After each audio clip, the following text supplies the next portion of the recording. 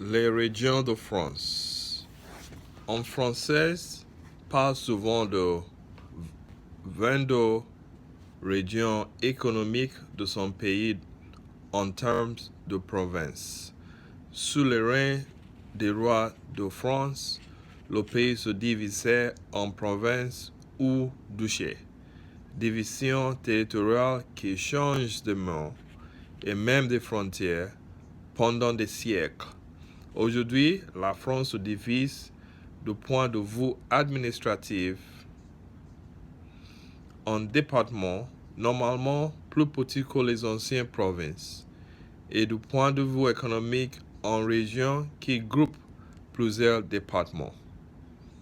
Les Français continuent à s'identifier à leur région ou à leur province autant, sinon plus qu'à leur département. En étendant le nombre d'une région, on pense immédiatement à ses grandes villes, à ses industries ou à ses produits agricoles. Quelques villes importantes sont indiquées sous les deux cartes qui précèdent. Plusieurs de ces villes jouent un rôle capital pour certaines industries. Lyon est le grand centre des synthétiques et de la soie.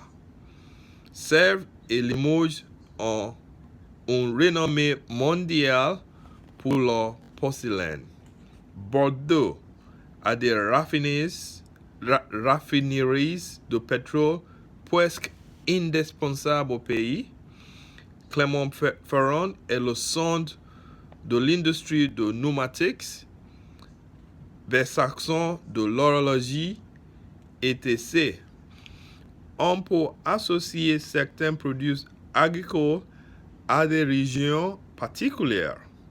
La Picardie, le centre et le nord produisent du blé et des betteraves à sucre.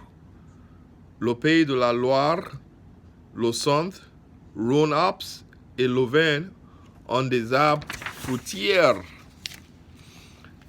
La Champagne, la Bourgogne et l'Aquitaine sont trois régions qui produisent et exportent du vin.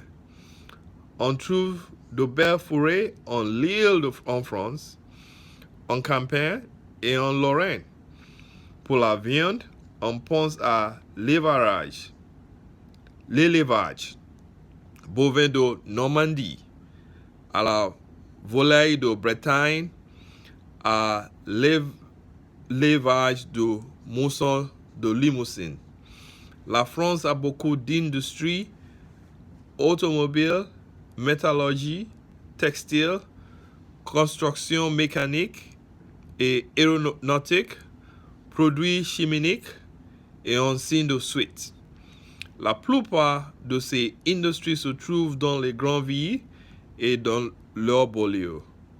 En général, il est difficile de localiser les industries à quelques exceptions près, telles que l'industrie textile dans le nid, ou la pêche, ou la construction navale le long de la côte.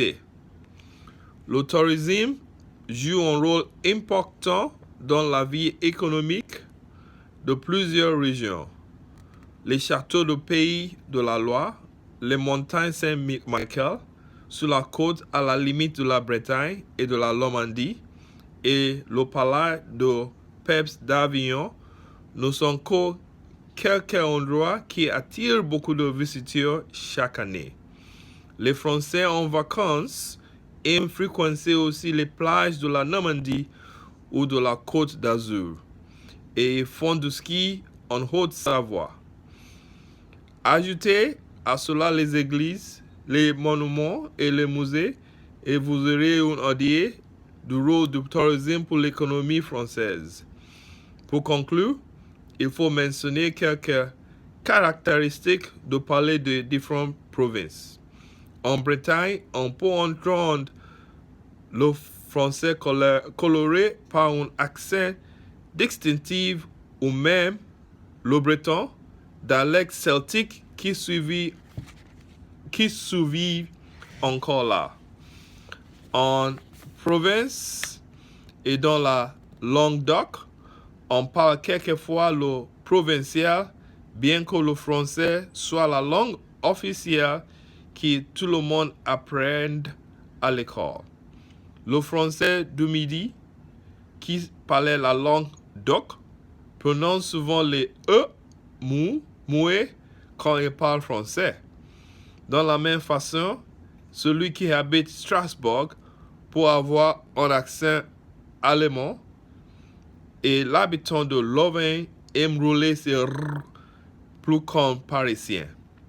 Ensemble, les Français ne se prononcent pas la même façon dans toutes les régions du pays. On peut quelquefois identifier la région d'un province en français en reconnaissant son accent.